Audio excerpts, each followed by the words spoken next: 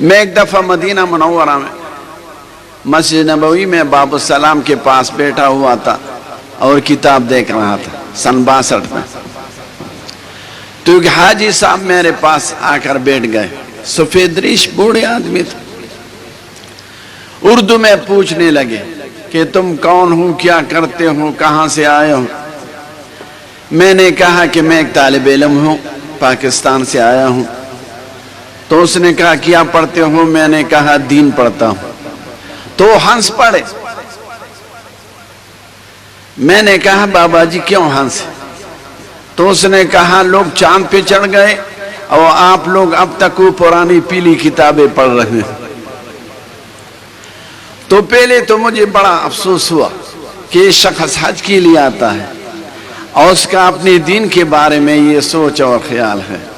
میں اس سے یہ کہہ سکتا تھا کہ آپ کو کس نے بتلایا ہے کہ حج فرض ہے اور یہاں کون سی ذات دفن ہے، ان کی تعلیمات، ان کے معجزات کس سے سن چکے ہیں آپ؟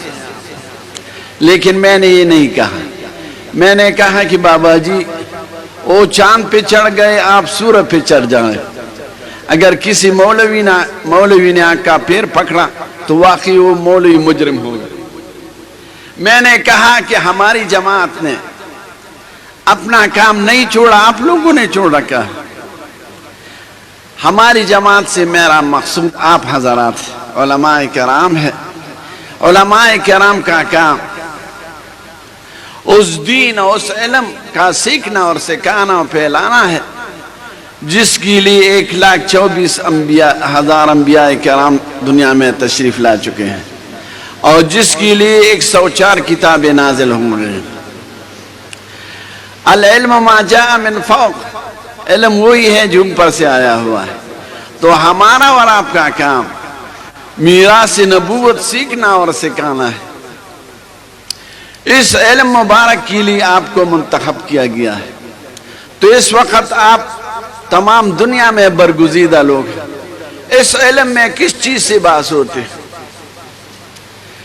اس علم میں انسان سے بحث ہوتی ہے، لیکن انسان کو ایک اشرف المخلوقات، تمام کائنات کے سردار کی نظر سے دیکھا جاتا ہے۔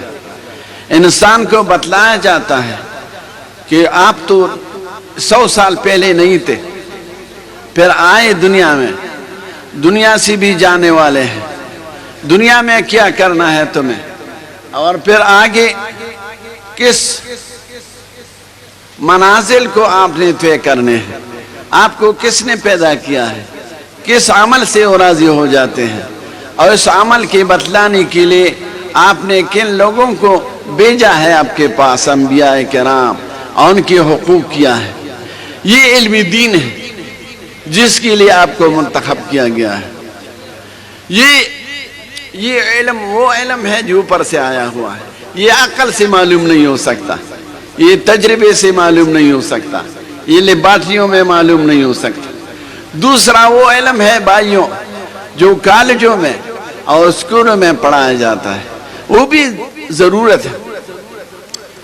یہ ڈاکٹری، انجینئرنگ، ایگریکلچر، یہ تمام فنون جن کو ہم عصری علوم سے تعبیر کرتے ہیں، اس میں اللہ تعالیٰ نے یہ نہیں فرمایا کہ میں اس علم کو میں نے اپنے منتخب لوگوں کو کے حوالہ کرا دیا ہے۔ انجینئرنگ میں، زراعت میں، ڈاکٹری میں مسلمان اور کافر کا فرق نہیں ہوتا۔ مسلمان بھی ڈاکٹر ہوتا ہے، انگریز بھی ڈاکٹر ہوتا ہے، مسلمان بھی انجینئر ہوتا ہے، انگریز اور ہندو بھی انجینئر ہوتا ہے۔ یہ علوم ایسے ہیں جس کے لیے انبیاء کرام دنیا میں تشریف نہیں لائے، جس کے لیے آسمانی کتابیں نازل نہیں ہوئی۔ یہ وہ علوم ہے جو انسان کے عقل، تجربے اور لیبارٹریوں کے حوالہ کرا دیا گیا ہے۔ ان علوم میں بھی انسان سے بحث ہوتی ہے، لیکن انسان کو ایک حیوان کی نظر سے دیکھا جاتا ہے کہ ایک حیوان ہے، لیکن اس حیوان کو ماڈرن حیوان بنانا ہے۔ انسان اس علوم کی ماہر، دنیاوی علوم کی ماہر، ایک ماہر ہے جس کا نام ہے ڈارون۔ ڈارون کا نظریہ یہ ہے کہ انسان پہلے بندر تھا، پھر کئی لاکھ سالوں کے بعد बंदर से इंसान बन गया। तो उससे सवाल होता है कि बंदर की तो दुम होती है, इंसान की तो दुम नहीं होती। तो जवाब में लिखता है कि उसकी दुम में गांड के करीब कुछ कुजलाहट पैदा हो गई, खारिश पैदा हो गई। तो उस बेचारा अपनी दुम को चट्टानों से और जड़ों से और दरख्तों से रगड़ता रहा और चीखता चिल्लाता रहा। तो उस दौरान में उसकी दुम कट गई। तो इसलिए इंसान बगैर दुम के रह गया। फिर उससे सवाल होता है कि बंदर तो बोलता नहीं और बंदर तो 4 पैरों से घूमता फिरता है, अब इंसान तो 2 पैरों से घूमता है, अब इंसान बोलता है। तो वो जवाब में लिखता है कि उसके आगे पैरों में खारिश पैदा हो गई। तो आगे पैरों को दरख्तों से रगड़ता रहा। तो रगड़ते रगड़ते और चीखती चिल्लाती हुई जंगलों में फिरता रहा और उस दौरान उसके आगे पैरों से हाथ बन गए और उसके चिल्लाने और चीख से आवाज बन गई। तो इसलिए इंसान बंदर से पैदा हुआ। हम कहते हैं कि वाकई आप बंदरों की औलाद हैं। जिस तालीम का बुनियादी मकसद, बुनियादी नजरिया ये हो कि इंसान असल में हैवान है, बंदर है और सब बंदरों की औलाद है, तो इंसान को बंदरों की नजर से देखते हैं। आपने पाकिस्तान में सुना होगा लीडरों से, रोटी कपड़ा मकान, रोटी कपड़ा मकान, हम आपके लिए रोटी कपड़ा मकान पूरा करेंगे। ये झूठ है, मुनाफिकाना है। लेकिन इस बात को सुनिए कि सिर्फ इनके ख्याल में सिर्फ रोटी और कपड़ा मकान है। ये नहीं कहते कि हम एक कौम है, हम मुसलमान हैं, हमारी एक तहजीब है, हमारी एक रिवायात है, हमारा एक पैगंबर है, वो अपनाएंगे, अपने मुल्क में जारी करा देंगे। बस सिर्फ रोटी कपड़ा मकान, ये बंदरी तालीम का असर है। वो कहते हैं कि इंसान कुत्ते की तरह है, लेकिन कुत्ता कच्चा गोश्त खा सकता है, अब इंसान कच्चा गोश्त नहीं खा सकता। इसलिए इंसान के लिए गैस की जरूरत है और चूल्हे की जरूरत है, घी की जरूरत है, मसाले की जरूरत है और खाने के बाद नस्वार की जरूरत भी हो जाती है। कहते हैं कि इंसान की मिसाल गद्दे की है। गद्दा कच्ची जमीन पर खूब दौड़ सकता है, इंसान दौड़ता नहीं, तो इसलिए उसके लिए सड़क होनी चाहिए। इंसान की मिसाल घोड़ी की है, घोड़ा तेज दौड़ सकता है, इंसान तेज नहीं दौड़ सकता, तो इंसान के लिए मोटर की जरूरत है। इंसान मुर्ख की तरह है, मुर्ख हवा में उड़ सकता है, लेकिन ये हवा में नहीं उड़ सकता, तो इसके लिए इंसान के लिए जहाज की जरूरत है। इंसान गीदड़ की तरह है, लेकिन गीदड़ गारों में रह सकता है, अंधेरों में घूम फिर सकता है, और ये गारों में नहीं रह सकता, ना अंधेरों में घूम फिर सकता है। इसलिए इंसान के लिए कमरे की जरूरत है और एयर कंडीशन की जरूरत है। ये तमाम जरूरियात अगर आप देखें तो इंसान के हजरत पेट से ताल्लुक है इनका। दुनियावी तालीम का ताल्लुक सिर्फ मादियात, माशियात और इंसान के पेट से है। उसमें अखलाक की बात नहीं होती, बल्कि वो कहते हैं कि अखलाक गरज के ताबे होते हैं। जिस तरह आपका गरज हुई ठीक बात होती है, अकीदे की बात नहीं होती। डॉक्टर आपको अकीदा नहीं बतला सकता। डॉक्टर का काम तो ये है कि अगर आपके पेट में मरोड़ हो तो 2 गोलियां दे देंगे। तबलीग वालों की इस्तिलाह में आपका तकाजा आसानी से पूरा हो जाएगा, आपका पेट नरम हो जाएगा।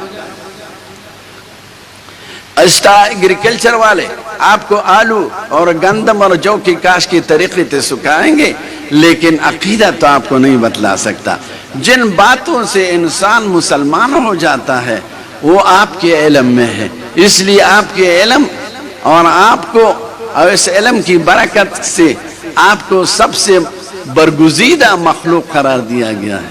यह अल्लाह का कलाम है। मैंने तो पहले से कहा कि किसी लीडर की बात नहीं, तो आप इस नेमत का हमेशा शुक्र अदा किया करें कि हम अल्लाह ताला के बरगुजीदा मखलूक़ात में शुमार।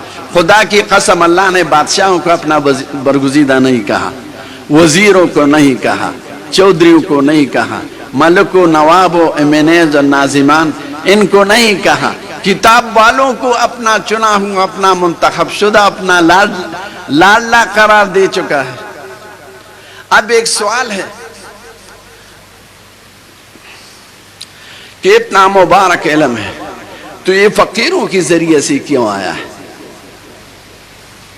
آپ تو جامعہ اشرفیہ تو اب آج کل یونیورسٹیوں سے بہتر آبادی میں ہے، لیکن ہم نے جب پڑھا تھا تو ایک تنگ بلڈنگ میں پڑھا ہے۔ اس وقت نہیں ایئر کنڈیشن تھی، نہیں یہ فریج وغیرہ تھی، یہ سہولیات نہیں تھی۔ ہم خود کھانا پکاتے تھے اور آٹا خود گوندتے تھے اور تنور کے سامنے قطار میں کھڑے ہو کر اسے تنور والوں سے یہ روٹی پکواتے اور پھر خود کھاتے۔ تو فقیروں کی زمانہ میں ہم نے پڑھا ہے۔ مدینہ منورہ میں نے جب پڑھا ہے اس میں فقیروں کا زمانہ تھا، یہ سہولیات نہیں تھی جو آج کل ہیں۔ تو سوال یہ ہے کہ اتنا مبارک علم ہے جو اس علم پڑھنے والوں کو اللہ تعالیٰ نے اپنے پیارا کہا ہے، تو یہ فقیروں کی شکل میں کیوں آیا ہے؟ تو میں نے پہلے عرض کیا تھا کہ یہ انبیاء کرام کی وراثت ہے، اور انبیاء کرام سب فقیروں کی شکل میں آئے ہیں، ایک دو کے علاوہ۔ اگر مالدار ہوتے، بادشاہ ہوتے، لوگوں کو دنیا کی لالچ دیا کرتے تو پھر ایمان کا مسئلہ نہ رہتا۔ ایمان کے لیے ضروری ہے کہ ایمان بالغیب ہو۔ اگر آپ کسی سے کہیں کہ آپ آ جائیے، میں نے آپ کے لیے گوشت تیار کیا ہوا ہے، اس کے بعد حلوہ ہوگا، اس کے بعد مٹھائی ہوگی مثلا، اس کے بعد نسوار بھی ہوگا، تو سب لوگ اس کے پیچھے جائیں گے۔ یہ لیڈر کیوں کہتے ہیں؟ گوشت کے پیچھے تو کتا بھی جاتا ہے۔ تو اگر پیغمبر بادشاہ ہوتا تو پھر سب لوگ ان کے پیچھے چلے جاتے، تو پھر ایمان بالغیب نہ رہتا۔ فرعون کا قصہ آپ نے سنا ہوگا، سورۃ زخرف میں آیا ہے، وَنَادَى فِرْعَوْنُ فِي قَوْمِهِ قَالَ يَا قَوْمِ أَلَيْسَ لِي مُلْكُ مِصْرَ وَهَٰذِهِ الْأَنْهَارُ تَجْرِي مِن تَحْتِي أَفَلَا تُبْصِرُونَ أَمْ أَنَا خَيْرٌ مِّنْ هَٰذَا الَّذِي هُوَ مَهِينٌ وَلَا يَكَادُ يُبِينُ فَلَوْلَا أُلْقِيَ عَلَيْهِ أَسْوِرَةٌ مِّن ذَهَبٍ أَوْ جَاءَ مَعَهُ الْمَلَائِكَةُ مُقْتَرِنِينَ۔ فرعون کانفرنس کراتا، لوگوں کو جمع کراتا، پھر لوگوں سے کہتا کہ میں بہتر ہوں یا یہ خوار ملا، جس کو سیاست نہیں آتی، جس کو باتیں کرنے کا طریقہ و سلیقہ معلوم نہیں، خوار ملا کس کو کہتے؟ حضرت موسیٰ علیہ السلام۔ انبیاء کرام آپ کی اصطلاح میں سب طالبان تھے، الحمدللہ۔ تو فرعون کہتا ہے کس طالب علم خوار مولوی کے پاس کیا ہے؟ میں بہتر ہوں یا یہ خوار ملا؟ کیا مصر کی حکومت میری نہیں؟ اور کیا یہ نہر میری حکومت میں نہیں بہ رہی ہے؟ پھر ہاتھ اٹھا کر لوگوں سے کہتا کہ فَلَوْلَا أُلْقِيَ عَلَيْهِ أَسْوِرَةٌ مِّن ذَهَبٍ، اس بیچارے مولوی کے ہاتھ میں تو کنگن بھی نہیں، سونے کے کنگن۔ تو انبیاء کرام سب فقیر ہوتے۔ 40 سال دعوت دینے کے بعد جب حضرت موسیٰ علیہ السلام کو غصہ آیا تو آپ نے کہا، سورۃ یونس میں اس کا ذکر ہے، وَقَالَ مُوسَىٰ رَبَّنَا إِنَّكَ آتَيْتَ فِرْعَوْنَ وَمَلَأَهُ زِينَةً وَأَمْوَالًا فِي الْحَيَاةِ الدُّنْيَا رَبَّنَا لِيُضِلُّوا عَنْ سَبِيلِكَ رَبَّنَا اطْمِسْ عَلَىٰ أَمْوَالِهِمْ وَاشْدُدْ عَلَىٰ قُلُوبِهِمْ فَلَا يُؤْمِنُوا حَتَّىٰ يَرَوْا الْعَذَابَ الْأَلِيمَ قَالَ قَدْ أُجِيبَتْ دَعْوَتُكُمَا فَاسْتَقِيمَا وَلَا تَتَّبِعَنِّ سَبِيلَ الَّذِينَ لَا يَعْلَمُونَ۔ موسیٰ علیہ السلام نے دعا کی کہ اللہ آپ نے فرعون کو اتنی بڑی بادشاہی دی، اتنے نعمتوں سے نوازا، لیکن یہ ناشکر رہا، یہ خدائی کا دعویٰ کرنے لگا، اس کا ستیہ ناش کرا دے۔ اللہ تعالیٰ نے کہا کہ اب دیکھیے، خدا کی قسم، اس دریا میں اب ٹنل ہے، میں وہاں گزر چکا ہوں اس ٹنل سے سارا سینا جاتے ہوئے، تو اس میں اس کی تمام فوج جو مفسرین کی تعداد کے مطابق 6 لاکھ فوج تھی، سب ختم ہو گئی۔ کسی فوج کی لاش برآمد نہیں ہوئی، کسی فوجی کا گھوڑا باہر نہیں آیا، کسی فوجی کا تیر اور کمان باہر نہیں آئے۔ فرعون کا جثہ، لاش، جسم باہر پھینکا گیا۔ فَالْيَوْمَ نُنَجِّيكَ بِبَدَنِكَ لِتَكُونَ لِمَنْ خَلْفَكَ آيَةً وَإِنَّ كَثِيرًا مِّنَ النَّاسِ عَنْ آيَاتِنَا لَغَافِلُونَ۔ تو بخاری کتاب تفسیر میں آتا ہے، نُلْقِيكَ عَلَىٰ نَجْوَةٍ مِّنَ الْأَرْضِ، آپ کو ایک ٹیلی پر پھینکنا چاہتے ہیں تاکہ لوگ آپ کو دیکھیں کہ وہ بادشاہ ہے جو اپنے آپ کو خدا کہا کرتے تھے، تو ختم ہو گئے. تو موسیٰ علیہ السلام کو خوار مولا اس لیے کہتے تھے کہ اس بیچارے کے پاس تو کوئی چیز نہیں تھی. تو انبیاء کرام کی وراثت ہے، انبیاء کرام فقیروں کی شکل میں آئے ہیں، اس لیے آپ فقیروں کی شکل پر فخر کیا کریں. کسی کی بنگلے، کسی کی موٹر، کسی کی دولت پر حسد نہ کرے. ختم. ٹھیک ہے، کسی کی تحقیر نہیں کرنی چاہیے، لیکن آپ کو اللہ تعالیٰ نے جس نعمت سے نوازا ہے اس نعمت کی قدر کیا کریں. اب دو پیغمبر بادشاہ آئے ہیں، لیکن وہ بھی فقیر گزرے ہیں. میں دونوں کی زیارت کر چکا ہوں، بیت المقدس میں دفن ہے. سلیمان علیہ السلام مسجد کے احاطے میں ہے اور حضرت داؤد علیہ السلام باہر ہے، اور دونوں کا دارالخلافہ بیت المقدس رہا. تو داؤد علیہ السلام بادشاہ تھے. ایک دن روزہ ہوتا تھا اور ایک دن افطار کیا کرتے تھے، یہ بخاری شریف میں آتا ہے. لیکن مغرب کے بعد عشاء کے وقت یہ اپنی رعیت میں گھومتا تھا اور پوچھتا تھا کہ آپ کا بادشاہ کیسا ہے، شریعت پر عمل کرتا ہے یا نہیں، کسی پر تو ظلم نہیں کرتا. تو ہر شخص کہتا کہ داؤد علیہ السلام ہمارے بادشاہ تو بڑے اچھے ہیں. جب پیغمبر اچھا نہ ہو تو کون اچھا رہے گا. ایک دفعہ جبریل علیہ السلام سامنے آئے. یہ نہیں جانتے کہ یہ جبریل ہے، کیونکہ علم غیب اللہ تعالیٰ کی خاص صفت ہے. جتنی قدر کسی پیغمبر کو دینا چاہتے ہیں اسی قدر دیتا ہے. کبھی دروازے کے باہر پیغمبر کو پتہ نہیں ہوتا کہ یہ کون ہے، اور کبھی 7 زمینوں کی پیچھے سے آپ کو اطلاع دے دیتے ہیں. تو داؤد علیہ السلام نے اس شخص سے پوچھا کہ تمہارا بادشاہ کیسا ہے، ظلم تو نہیں کرتا؟ اس نے کہا کہ بڑا اچھا ہے، لیکن اگر اپنے ہاتھ کی کمائی کر کے کچھ کھاتے تو اور تنخواہ نہ لیتے تو یہ اچھی بات ہوتی. یہ تو خاموش ہو گئے. جب گھر گئے رونے لگے کہ خدا مجھے تو تنخواہ لینا تو کوئی گناہ نہیں، میں تو قوم کی خدمت کرتا ہوں، لیکن مجھے تو کوئی کسب نہیں آتا.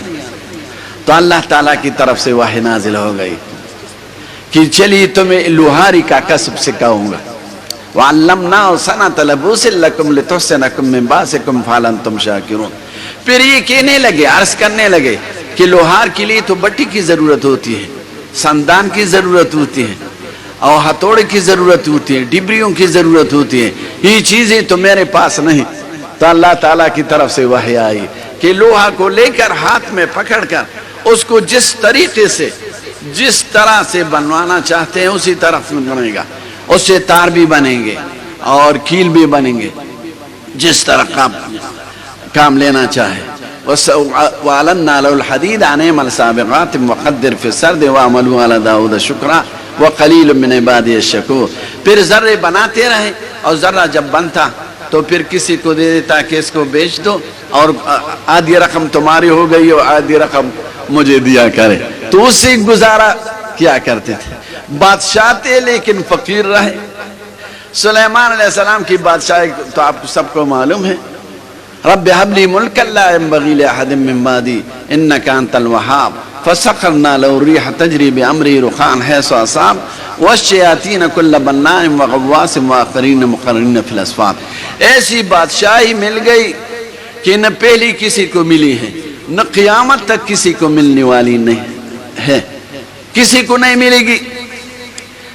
جس کا تھا ہوا میں اڑتا، بغیر پیٹرول کے، بغیر ریڈار کے، بغیر ایئرپورٹ کے، اس میں پائی بھی نہیں ہوتے تھے.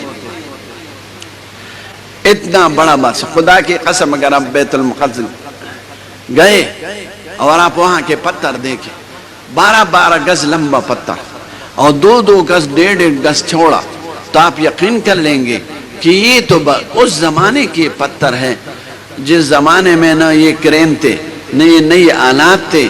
یہ کس نے بنائے ہیں اور کون لے آئے ہیں؟ تو آپ یقین کریں گے کہ جنات اور دیووں کے علاوہ کوئی نہیں کر سکتا. اتنی بادشاہی کے باوجود تفسیروں میں آتا ہے کہ وہ ٹوکری بنایا کرتے تھے، پچیاں ٹوکری، جس میں لوگ پھل اور پھول لے جاتے ہیں. ممبر پر بیٹھ کر وعظ کی حالت میں بھی ٹوکری بنایا کرتے تھے. تو میرا مقصد یہ ہے کہ یہ انبیاء کرام کی وراثت ہے. انبیاء کرام سب فقیروں کی شکل میں آئے ہیں، اس لیے ایمان بالغیب اس کو کہتے ہیں۔ موت کے بعد جب انسان جنت دیکھے دوزخ دیکھے تو اس وقت تو سب لوگ مسلمان ہو جائیں گے۔ ربنا ابصرنا وسمعنا فرجنا نعمل صالحا غیر الذی کنا نعمل اولم نعمرکم ما یتذکر فی من تذکر وجاءکم النذیر فذوقوا فما للظالمین من نصیر۔ پھر اس قسم کی آرزو کرتے رہیں گے لیکن اس وقت ایمان قبول نہیں ہوگا۔ تو آپ اللہ تعالیٰ کا شکر ادا کریں کہ آپ بڑے جامع سے نسبت رکھتے ہیں اور اس جامع کے فضلاء ہیں۔